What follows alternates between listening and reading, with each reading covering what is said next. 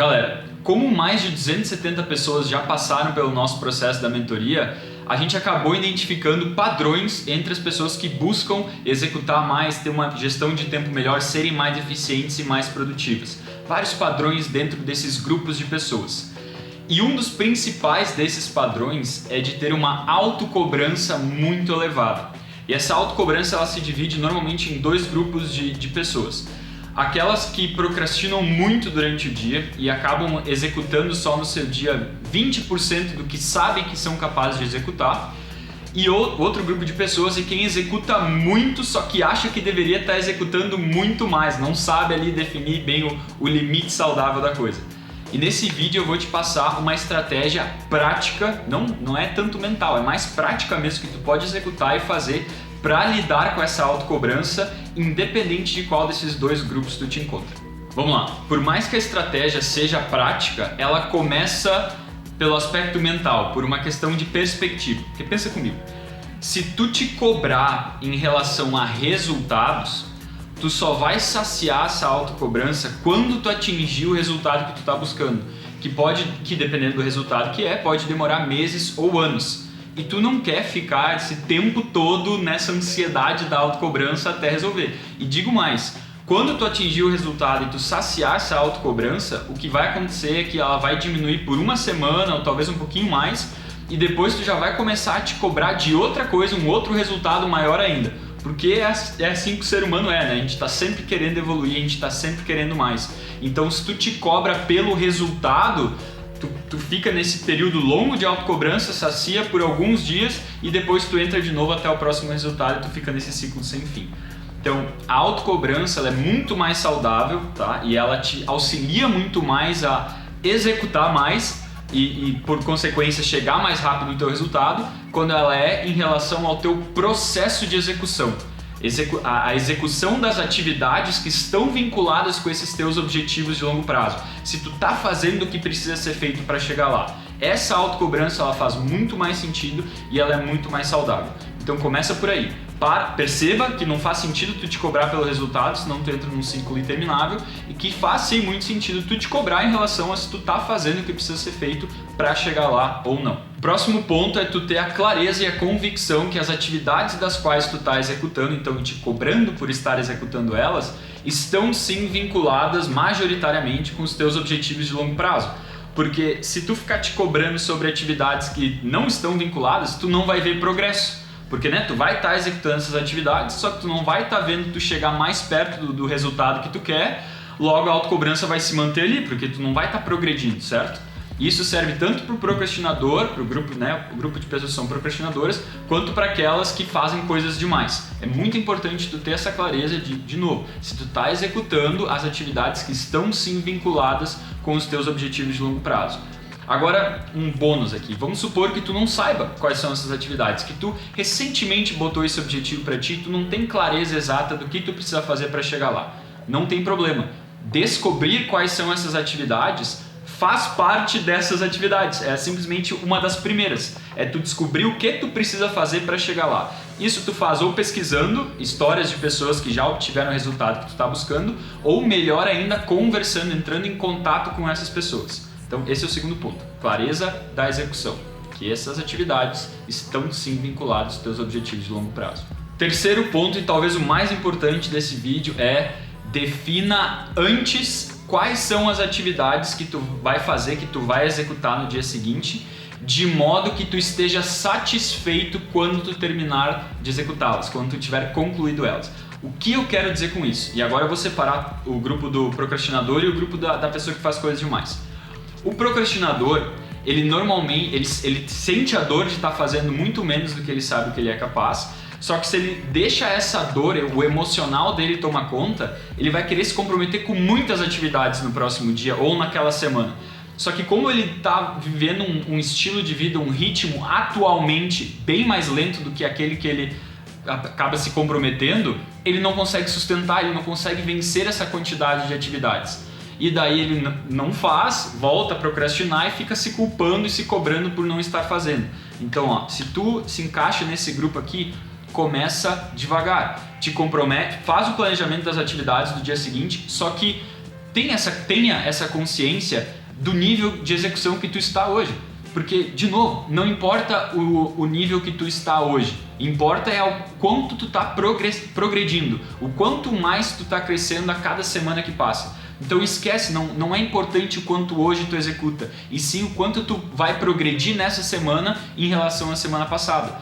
E para tu ter a maior progressão possível, é importantíssimo tu considerar o quanto tu é capaz de fazer hoje, para daí colocar, eu sei que porcentagem acaba ficando meio subjetiva aqui, mas vamos dizer 20% a mais, 10% a mais para o dia seguinte, para a semana seguinte. Porque daí é um nível a mais de dificuldade que tu sabe que vai ser difícil, mas que ao mesmo tempo tu vai conseguir dar conta e sustentar durante os próximos dias, as próximas semanas. E não ter aquele voo de galinha que tu te compromete com um monte de coisa porque tu quer sanar essa dor logo, faz por 2, 3 dias, fica cheio de estresse, não consegue sustentar e volta para a etapa anterior.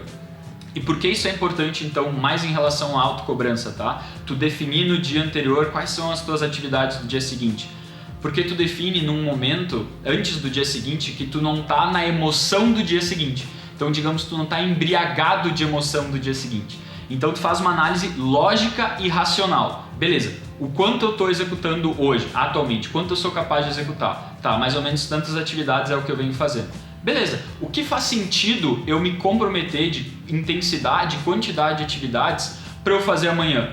O que faz sentido baseado em quanto eu estou fazendo hoje, um pouquinho mais, seria isso aqui.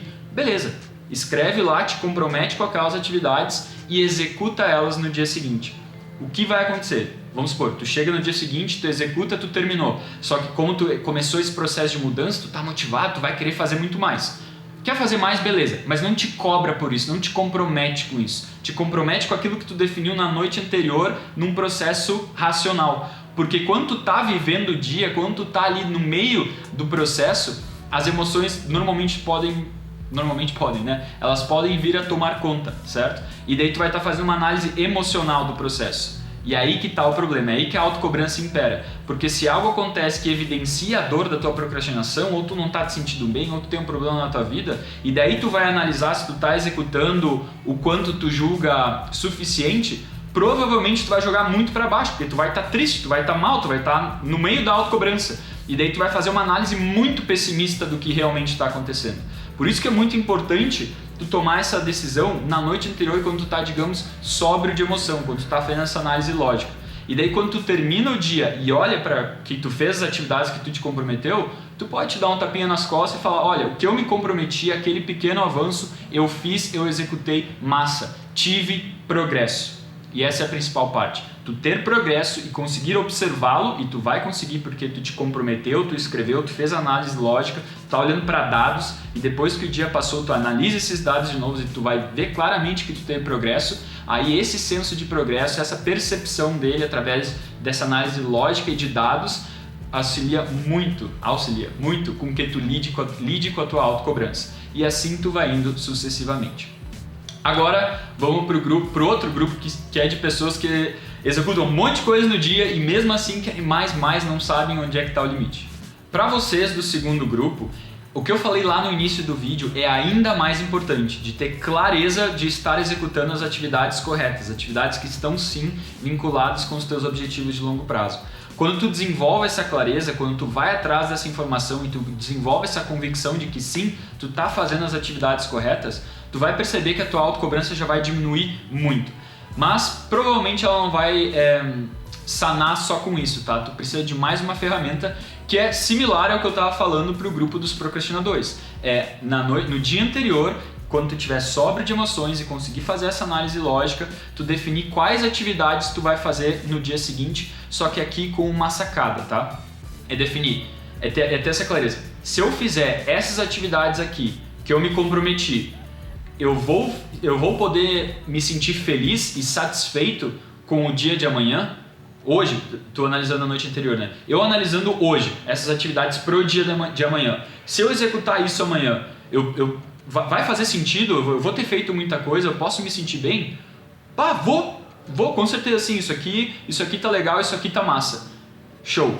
Vai pro dia seguinte e executa. E quando tu terminar de executar elas, talvez por tu estar viciado nessa autocobrança, a emoção que vai vir é, mas eu deveria ter feito mais. Mas daí tu lembra que ontem, quando tu fez a análise lógica, quando tu olhou teu planejamento, olhou as atividades, tu definiu, não, isso aqui tá bom pro dia seguinte. E daí tu olha que tu fez e executou, e tu, não, beleza, eu tô no vício da autocobrança ainda, ela tá acontecendo, mas, cara, o que eu me comprometi, eu executei, beleza, vou me agarrar nisso. E daí pro planejamento do dia seguinte, então, eu coloco um pouco de atividades a mais, ou talvez um pouco mais de intensidade nessas atividades para fazer um pouco mais, porque vamos supor que tu sente que tu consegue dar conta de mais. Aí beleza, te compromete com mais, vai lá e executa mais. Só que fica atento que aqui pode acontecer uma coisa contigo.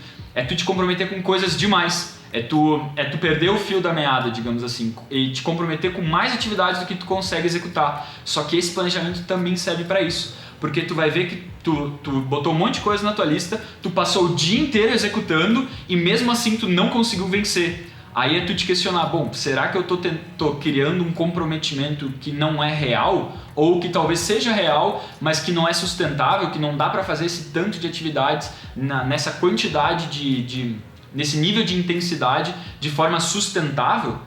Aí, mas qual é a grande jogada aqui? A tua análise ela não vai mais ser emocional, não vai mais ser uma autocobrança baseada na emoção de tu estar sentindo no momento, mas sim racional, lógica, com dados, porque tu vai ter o teu planejamento para analisar, para comparar com o dia anterior, para comparar com a semana anterior. E tanto para vocês procrastinadores, quanto para vocês que se cobram demais. E eu falo vocês, mas eu digo nós, tá? Porque eu tenho dias que eu sou procrastinador, eu tenho dias que eu me cobro demais, eu já passei por todas essas fases e ainda passo, tá? Por isso que é tão bom ter essas ferramentas práticas que a gente pode se agarrar para lidar com isso.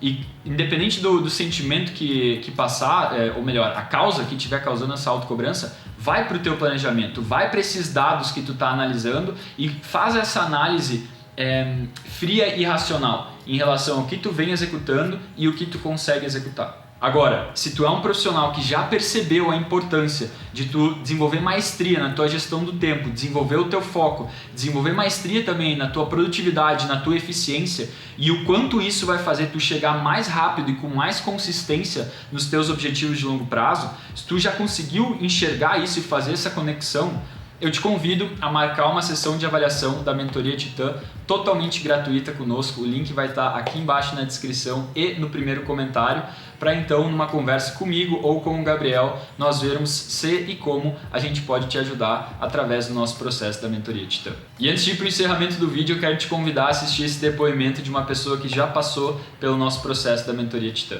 Opa, tudo ótimo! Eu sou o Kepler, tenho 21 anos e possuo 3 empresas, uma barbearia, uma agência de publicidade e uma empresa de software. Tocando todas essas operações, eu me sentia esgotado. Eu virava noites sem conseguir dormir, porque eu tinha que entregar as coisas para os meus clientes e eu não conseguia ter braço para isso. Simplesmente tudo ficava atrasado, era uma loucura, eu só ficava realmente apagando incêndio. Eu não tinha vida, eu não conseguia sair com meus amigos, eu não conseguia gerenciar nem mesmo as empresas, eu tinha que deixar de mão de muitas coisas para crescer as empresas, fazer os lançamentos, para simplesmente não conseguir fazer. Isso me deixava muito frustrado. Com a mentoria, com a ajuda do Gabriel, logo nas primeiras semanas, já começou a ter um alívio. E a minha mentoria não foi fácil. Cada semana vencendo um desafio novo, por conta que a gente vencia um desafio e vinha outro em cima. Eu tinha um problema muito de procrastinar. Eu procrastinava muito. Eu deixava de lado as coisas que eu deveria realmente fazer. E com a mentoria eu fui cada vez mais evoluindo. E por mais que as coisas acontecessem, muitas coisas ruins acontecessem durante a mentoria, eu consegui manter o foco, porque eu executei o que eu aprendi na mentoria. Isso foi muito bom. Eu realmente ter disciplina naquilo que me foi passado, naquilo que me foi ensinado. Era isso, galera. Se tu gostou desse vídeo, deixa o teu like, que assim o YouTube entende que esse é um vídeo legal e vai mostrar ele para mais pessoas. E se tu quer ver mais vídeos desse tipo, te inscreve no canal e aperta no sininho, que assim o YouTube vai te notificar toda semana quando a gente for lançando vídeos novos. Tamo junto e até semana que vem. Show!